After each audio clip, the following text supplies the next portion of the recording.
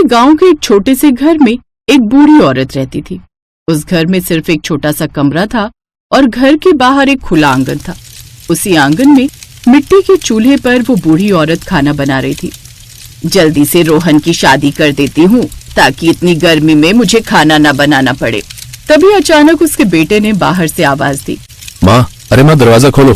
अरे आ रही हूँ।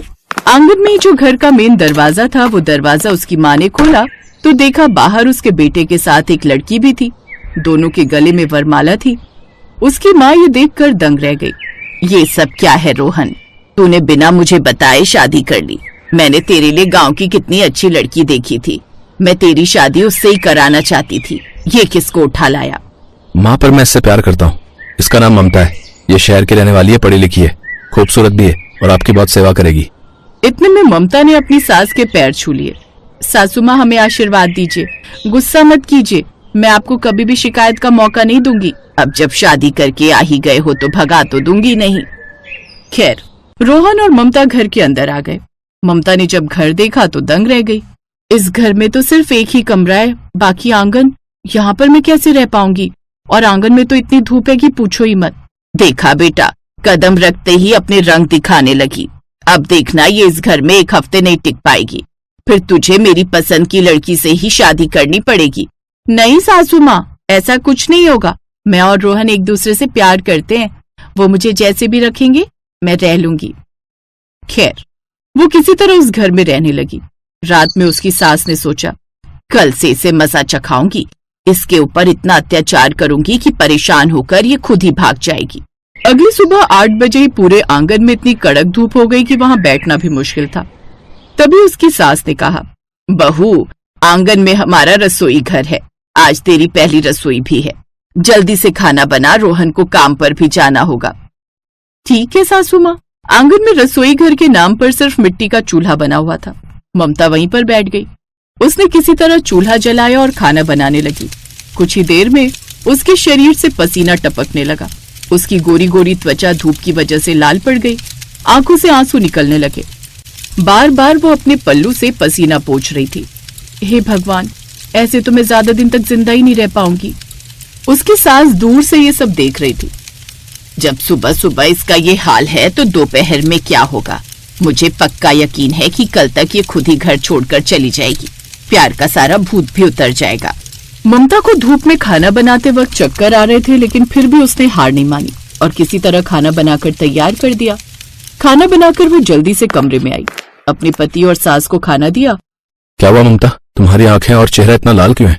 अरे क्या बताऊं, मेरी धूप में खाना बनाने की आदत नहीं है ना, लेकिन धीरे धीरे आदत हो जाएगी। खैर, रोहन तो खाना पीना खाकर काम पर निकल गया। दोपहर में आंगन में और भी कड़ाके की धूप आ गई। सूरज बिल्कुल सर पर था। उसकी सास कमरे में बैठी थी। उसने ममता को भी कमरे में आराम करते हुए देखा तो कहा, बहू, दोपहर हो गई है, मुझे तो बड़ी भूख लगी है। जल्दी से मेरे लिए मक्के की रोटी बना दो और सरसों का साग। अब ये मत कहना कि ये पंजाबी खाना है, तुझे बनाना नहीं आता। बनाना तो पड़ेगा ही। ठीक है सासू माँ, मैं अभी बनाकर लाती हूँ। वो बेचारी दोपहर में आंगन में गई, चूल्हा जलाया और खाना बनाना शुरू कर दिया। दोपहर को आंगन में खाना बनाते वक्त उसकी तो हालत ही खराब हो रही थी। हे भगवान, मैं हर रोज यहाँ दोपहर में खाना कैसे बना पाऊंगी इतनी गर्मी में? लेकिन मैं हार नहीं मानूंगी। एक तो सर पर सूरज निकला हुआ था, दूसरा चूल्हे से गरम गरम आग और उसके धुएं से गर्मी दुगना हो गई थी। उसके चेहरे पर बार बार धुआं आ रहा था। उसकी आंखों से आंसू निकल रहे थे। वो ज्यादा देर तक गर्मी बर्दाश्त नहीं कर सकी और वहीं बेहोश हो गई। तभी उसकी सास वहां पर आ गई। ये देखो, पहले दिन ही दोपहर की गर्मी नहीं झेल पाई और बेहोश हो गई। पानी डालकर होश में लाती हूँ। उसकी सास ने ममता के चेहरे पर पानी छिड़का, तब जाकर उसे होश आया। सासू माँ, मुझे चक्कर आ रहे हैं, मैं बार बार बेहोश हो रही हूँ। ये तो बड़ी अच्छी बात है। तू ये सब बर्दाश्त नहीं कर सकती तो अपना बैग उठा और यहाँ से वापस चली जा। फिर मैं अपने बेटे की शादी अपनी पसंदीदा लड़की से कर दूंगी। नहीं नहीं सासू माँ, धीरे धीरे मेरी आदत हो जाएगी। आप जाइए, मैं खाना बनाकर लाती हूँ। होश में आने के बाद फिर से वो खाना बनाने लगी। अब ये रोज का काम हो गया था। फिर एक रात उसने इस बारे में अपने पति से बात की। रोहन, चलो ना, शहर में चलकर रहते हैं, यहाँ मैं नहीं रह पाऊंगी। ममता, माँ तुम्हारी परीक्षा ले रही है, तुम्हें ये सब तो करना ही होगा और माँ का दिल जीतना पड़ेगा ताकि उन्हें पता चले कि मेरी पसंद ही सबसे अच्छी थी। ठीक है, आपके लिए इतना तो कर ही सकती हूँ। ऐसे ही दिन बीत रहे थे। फिर एक रोज दोपहर को वो आंगन में खाना बना रही थी। खाना बनाते बनाते अचानक वो बेहोश होने लगी। सासू माँ पानी, सासू माँ पानी दे दो, सासू माँ जल्दी से पानी दे दो, मैं बेहोश हो रही हूँ। उसकी सास मस्त कमरे के अंदर सो रही थी। तभी घर के बाहर से एक दूसरी लड़की गुजरी। उसकी नजर ममता पर गई। अरे ये क्या, ये तो रोहन की बीवी है। वो लड़की भागकर उसके पास गई, उसके चेहरे पर पानी डाला और उसे पानी पिलाया। तब जाकर उसे होश आया। आपका बहुत बहुत शुक्रिया। कौन है आप? मेरा नाम मीरा है। तुम खाना बनाते बनाते शायद बेहोश हो गई थी। मैंने जितना सोचा था उससे ज्यादा अत्याचारी है तुम्हारी सास। इतनी गर्मी में तुम्हें खाना बनाने भेज दिया और खुद खर्राटे मारकर सो रही होंगी। पहले ये मेरी शादी अपने बेटे के साथ कराना चाहती थी। अच्छा हुआ मैं इस घर की बहू नहीं बनी। अच्छा, तो वो तुम ही हो? हाँ, वो मैं ही हूँ, पर अच्छा हुआ मेरी शादी इस घर में नहीं हुई। तो अब मैं क्या करूँ? एक दोस्त होने के नाते तुम मुझे कोई सलाह दो कि मैं अपनी सास को कैसे इम्प्रेस करूँ। तुमने मुझे अपना दोस्त बोल ही दिया है तो अब तुम्हारी मदद तो करनी ही पड़ेगी। मैं तुम्हें एक तरीका बताती हूँ। मीरा ने ममता को कुछ बताया और चली गई। रात में जब रोहन आया तो इस बारे में उसने रोहन को भी बता दिया। हाँ, ये तरीका बिल्कुल सही है। इस बारे में मैं माँ से बात करता हूँ। सुबह रोहन ने अपनी माँ से इस बारे में बात की। माँ हर रोज आपकी और ममता की अनबन हुआ करती है। वो आपको इम्प्रेस ही नहीं कर पा रही है। तो ऐसा कीजिए, जिस लड़की को आपने मेरे लिए पसंद किया था, एक हफ्ते के लिए उसे बुला लीजिए घूमने के बहाने। फिर देखते हैं वो आपकी कितनी सेवा करती है। दूध का दूध और पानी का पानी हो जाएगा। अरे मुझे अपनी पसंद पर पूरा भरोसा है। वो तेरी शहर वाली बीवी के जितने नखरे बिल्कुल नहीं करेगी। अगले दिन उसने मीरा को अपने घर बुला लिया। जब खाना बनाने की बारी आई तो मीरा ममता की सास पर ही चिल्लाने लगी। एक तो खुले में पूरा रसोई घर बना हुआ है, ऊपर से इतनी कड़क धूप, इतनी गर्मी में खाना कैसे बनेगा? आप खिसक गई हैं क्या चाची? चलो ठीक है, मैं किसी तरह खाना बनाती हूँ। खैर मीरा ने भरी दोपहरी में खाना बनाना शुरू कर दिया। कढ़ाई में सब्जी उबलने लगी। जब खाना बन गया तब उसने गरम गरम कढ़ाई उठाई और सास के सामने धड़ाम से जमीन पर फेंक दिया। सब्जी के गरम गरम छींटे उसके सास पर पड़े। रोहन और ममता भी वहां आ गए। आहा, ये क्या कर रही है तू? मेरा हाथ जला दिया। आपने मुझे यहाँ घूमने के लिए बुलाया था या मुझ पर अत्याचार करने के लिए? मैं यहाँ एक पल नहीं रह सकती इतनी भयंकर गर्मी में। गांव वाले सही कहते हैं, आप एक नंबर की खड़ूस और लोगों पर अत्याचार करने वाली बुढ़िया हो। इतने सारे ताने मारकर मीरा वहां से भाग गई। तब जाकर उसकी सास को समझ आया। रोहन तू सही कहता था।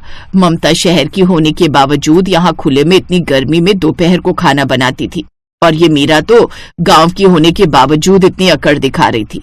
अच्छा हुआ उसे मैंने अपनी बहू नहीं बनाया, वरना वो शादी के दूसरे दिन भाग जाती और हमारी बेइज्जती हो जाती गांव वालों के सामने। बहू, आज मैं तुझे दिल से बहू स्वीकार करती हूँ। और रोहन, इस रसोई घर का कुछ कर, वरना मेरी बेचारी बहू बीमार हो जाएगी। ठीक है माँ, आज से एक खुला रसोई घर यहाँ नहीं रहेगा। इस तरह मीरा का नाटक काम कर गया और सब खुशी खुशी रहने लगे।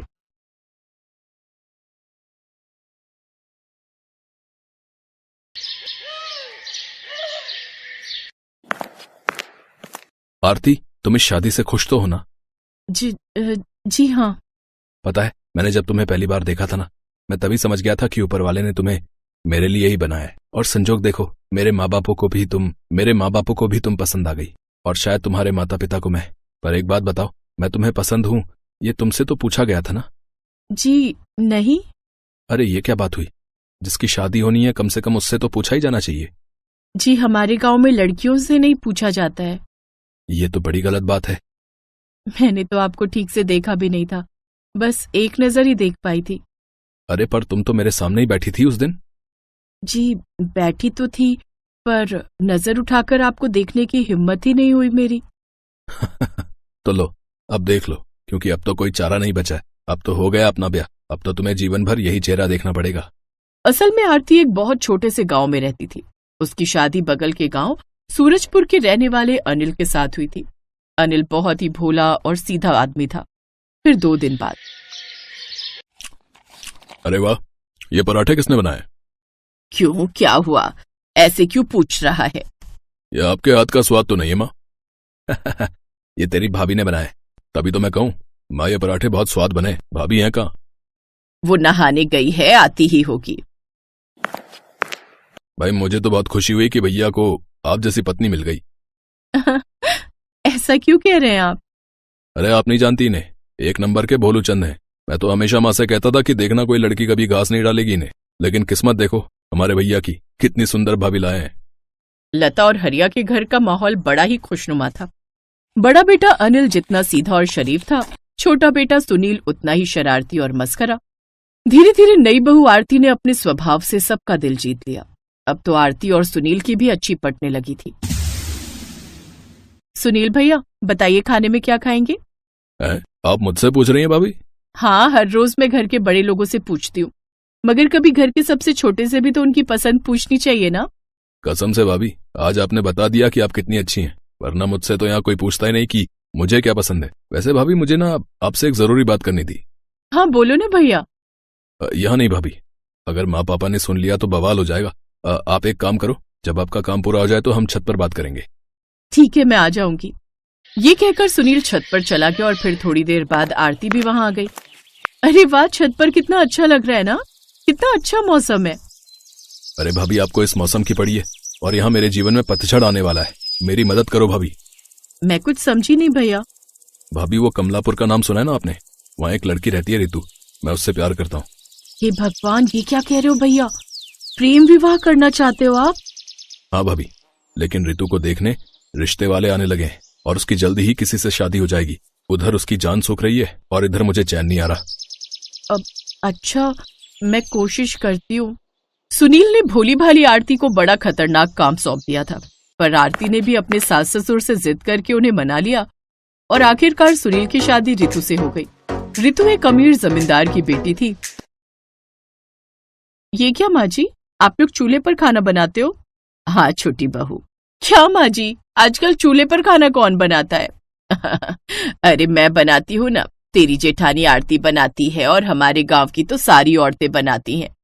माँ जी, अब तो गैस चूल्हे का जमाना है, न लकड़ी का झंझट, न धुएं की चिंता और न ही फूकने की टेंशन। हाँ वो तो मैंने भी सुना है, पर रोटी में गैस तो नहीं भरती होगी ना? क्या? अरे नहीं माँ जी, ऐसा कुछ नहीं है। इस सब के बाद हम गैस चूल्हे पर खाना बनाएंगे। ठीक है छोटी बहू, जैसा तुम ठीक समझो। उम्र और रिश्ते दोनों में छोटी होने के बावजूद रितु सामने से आरती को काम बताती रहती, पर घर में कलेश ना हो ये सोचकर आरती कुछ नहीं कहती। इस तरह धीरे धीरे रितु ने आरती और लता दोनों को गैस चूल्हा जलाना सिखा दिया। और फिर एक दिन जब आरती उसी गैस चूल्हे पर खाना बनाने जा रही थी, तभी उसके हाथ से कुकर छूट गया, जिससे गैस चूल्हा थोड़ा चटक गया। ये क्या कर दिया तुमने? चूल्हे पर खाना बनाने वाली तुम्हें चाहे लाख सिखा लो, लेकिन तुम रहोगी गवारी। ये कैसी बात कर रही हो तुम रितु? ये गलती से हुआ मुझसे, और वैसे भी मैं तुम्हारी जेठानी हूँ, तुम इस तरह मुझसे कैसे बात कर सकती हो? हाँ तो मैं क्या करूँ? मेरे पापा ने इतना महंगा चूल्हा दिया था मुझे, तुम्हें पता भी है कितने का आता है ये शहर से? ना तो मुझे पता है और ना ही जानने का शौक है, समझी तुम? शौक? अरे पैसा चाहिए, औकात चाहिए, समझी? आइंदा से कभी मेरे गैस चूल्हे को हाथ मत लगा लेना, समझी? ना मेरे चूल्हे को और ना मेरे फ्रिज को। ठीक है रितु, अब तो यही सही रहेगा। उस दिन आरती बहुत रोई, उसे रितु से ऐसी उम्मीद नहीं थी, पर इतना सब कुछ होने के बाद भी लता ने रितु को कुछ नहीं कहा। शाम को जब अनिल काम से लौटा तो आरती उसे छत पर ले गई। ये तो बहुत गलत हुआ तुम्हारे साथ, रुको मैं अभी माँ और रितु से बात करता हूँ।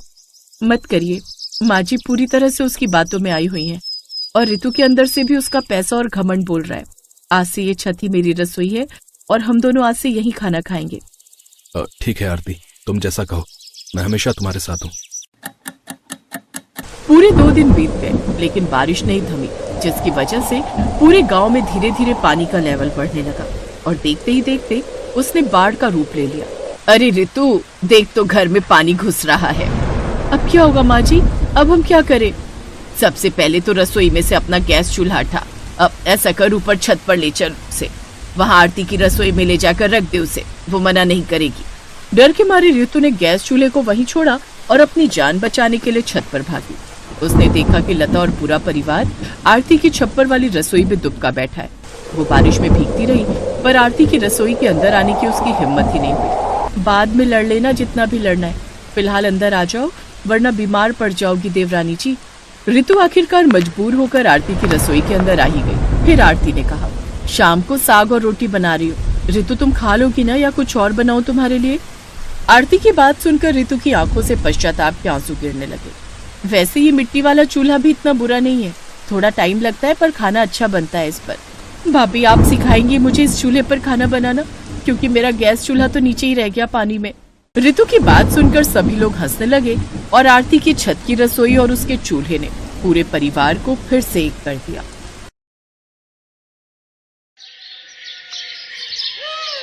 सलोनी अपने केबिन में बैठी हुई होती है, तभी ऑफिस बॉय उसके लिए कॉफी लेकर आता है।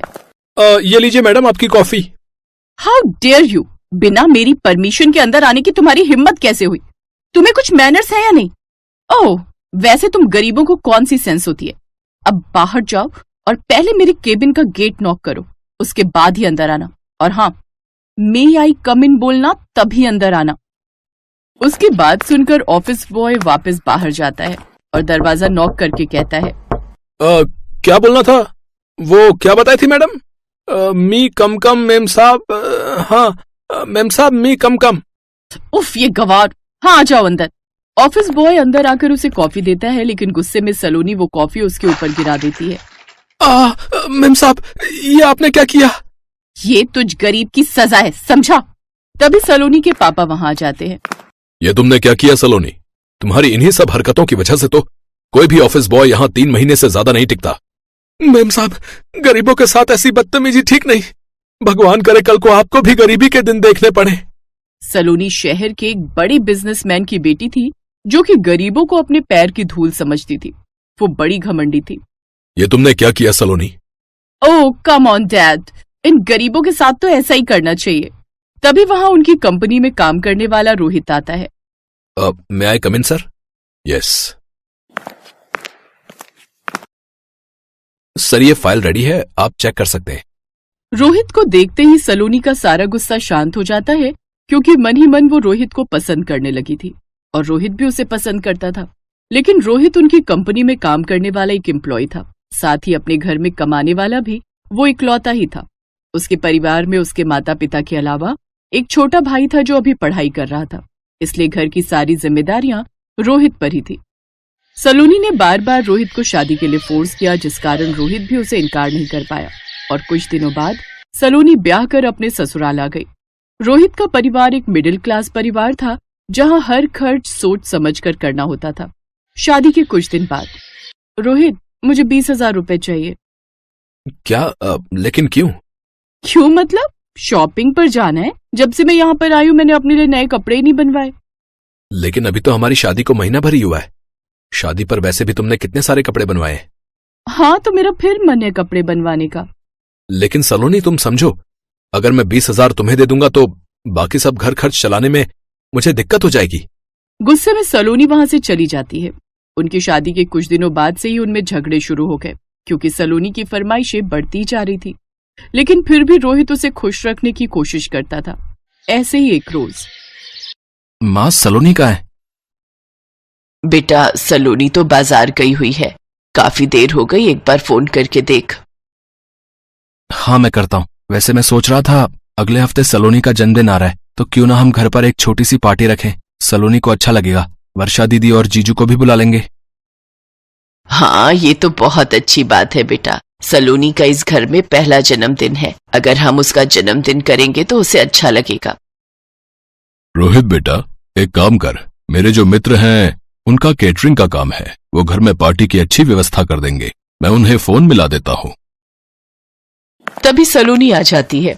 1 सेकंड पापा जी, बर्थडे मेरा है तो पार्टी की प्लेस और पार्टी की सारी अरेंजमेंट्स भी मैं ही डिसाइड करूंगी। ये आप जो कैटरिंग और घर में पार्टी का बोल रहे हैं, ये मेरे स्टेटस में नहीं है।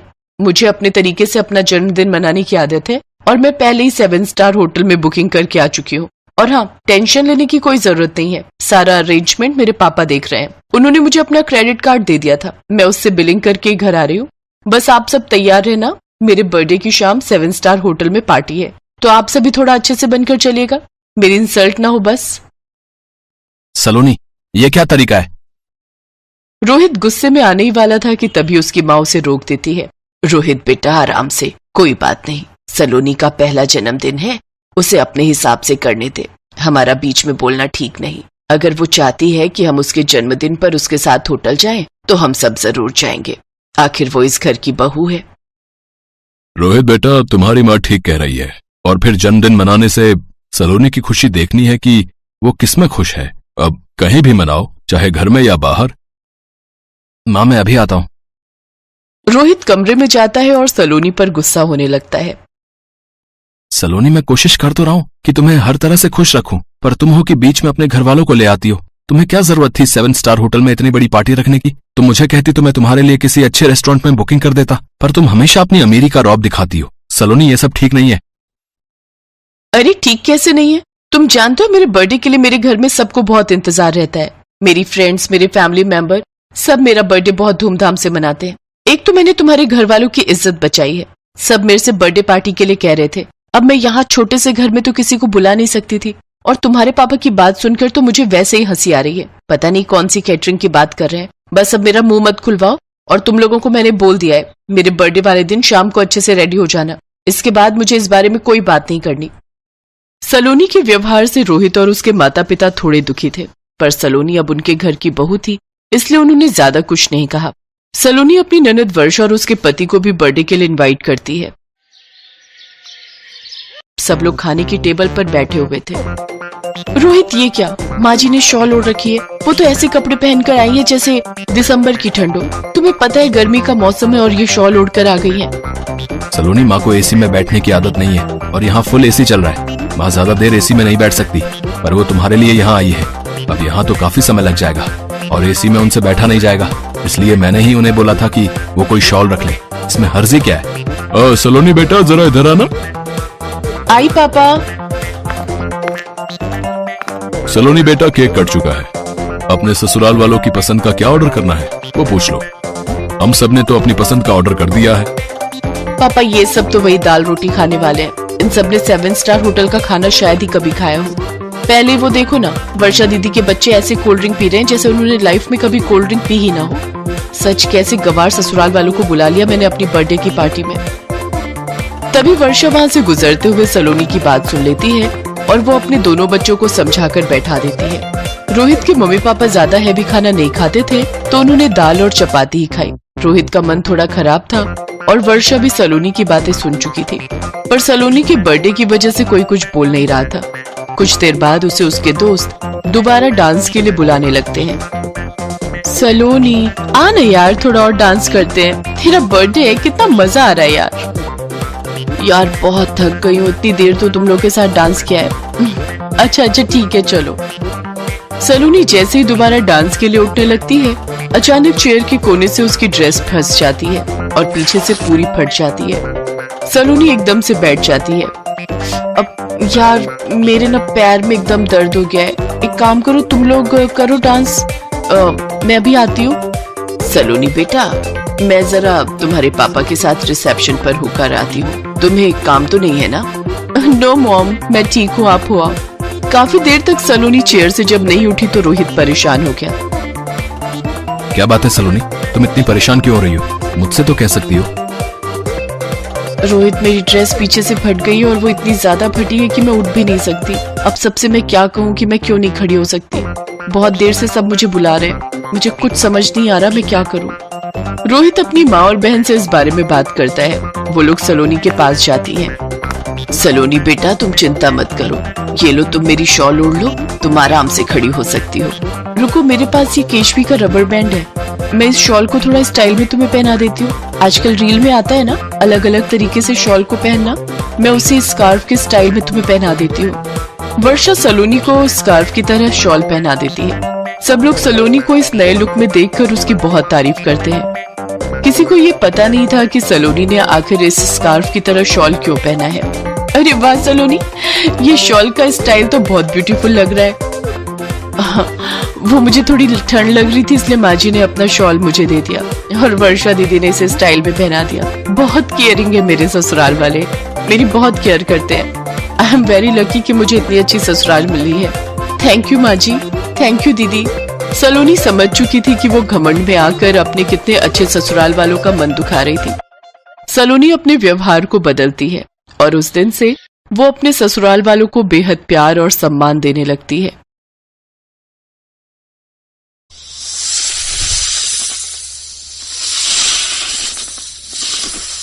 ऑन कर दो, बहुत गर्मी हो रही है। और मुझे बहुत जोरों की नींद भी आ रही है। ओए, अभी तो तू एसी खोलने के लिए बोल रही है, कल को जब दादी के पास गांव जाएंगे तो वहाँ कोई एसी नहीं मिलने वाला। मम्मी, क्या मयंक सच कह रहा है? दादी माँ के घर पर एसी नहीं चलेगा? ये सब बातें वहाँ जाकर पता चलेंगी। अब चुपचाप सो जाओ, कल सुबह हमें जल्दी निकलना है। प्रिया बेटा, गांव में इतनी फ्रेश एयर होती है कि तुम्हें एसी की जरूरत ही नहीं पड़ेगी। तुम दोनों वहां जाकर देखना कितना एंजॉय करोगे। वो तो पहुँच कर देखते हैं। ये अटैची बंद करो। पूरे 3 महीने कैसे रुकेंगे, वो भी मई जून की गर्मी। और माँ जी को भी ननद जी की सगाई का फंक्शन गर्मियों में ही रखना था। सुहाना, मधु के ससुराल वाले शादी सर्दियों में मांग रहे हैं, इसलिए माँ ने सगाई का फंक्शन रखा है ताकि बात पक्की हो जाए। चलो ये लो, अटैची पैक हो गई है, टाइम से सो जाओ, सुबह फिर मुझे कार ड्राइव करनी है। Good night. विंटर्स में रख लेती। मनोज का परिवार गांव में रहता था। सुहाना और बच्चे पहली बार गांव जा रहे थे। सुहाना की शादी के बाद उसकी सास और ननद ही शहर में रहने आए थे, पर सुहाना का कभी गांव जाना ही नहीं हुआ। मनोज की शादी शहर में ही हुई थी। पहली बार सुहाना बच्चों के साथ गांव जा रही थी, इसीलिए वो परेशान थी कि गर्मियों में ना जाने गांव में क्या हालत होगी। बच्चों को एयर कंडीशनर की आदत है, पता नहीं वहां क्या हाल होगा। यही घबराहट सुहाना और बच्चों के मन में थी। अगले दिन मनोज सुहाना और बच्चों के साथ गांव पहुंचता है। सुहाना बहू, क्या बात है, जब पिछली बार पहले शहर में तुम्हें देखा था तो तुम्हारी सेहत बहुत अच्छी थी। बच्चे भी बड़े कमजोर हो गए हैं। क्या बात है, कुछ खाते पीते नहीं हो क्या? माँ, अब ये लोग गांव आ गए हैं, अब इन्हें अपने हिसाब से खिला पिलाकर तगड़ा करो। हाँ बेटा, तुम चिंता मत करो। अब ये बच्चे मोटे ताजी सेहत वाले होकर ही शहर जाएंगे। ये लो बच्चों, ठंडी ठंडी मीठी लस्सी पियो। दादी, लस्सी वो क्या होता है? बिटिया, लस्सी जो दही से बनती है, पीकर देखो फिर पता चलेगा। दादी, मुझे भी लस्सी पीनी है। हाँ हाँ बेटा। मधु, ओ मधु, लस्सी के गिलास और ले आ बिटिया। माँ जी, और रहने दीजिए, ये बच्चे तो ऐसे ही कह रहे हैं, मैं इन्हें इसी में से थोड़ा थोड़ा दे दूंगी, ये दोनों पी नहीं पाएंगे। नहीं मम्मी, मैं पी लूंगा, मुझे पूरी पीनी है। हाँ हाँ, मेरा बेटा पूरा पी लेगा। और लस्सी तो बहुत फायदा करती है, गर्मियों में ठंडा पेय पदार्थ है, इसको पीने से शरीर ठंडा रहता है। मैं रेस लगाऊंगी, देखती हूँ तुम दोनों में से कौन जल्दी लस्सी पीता है। सुहाना देखती है प्रिया और मयंक गटगट लस्सी पीकर गिलास खाली कर देते हैं।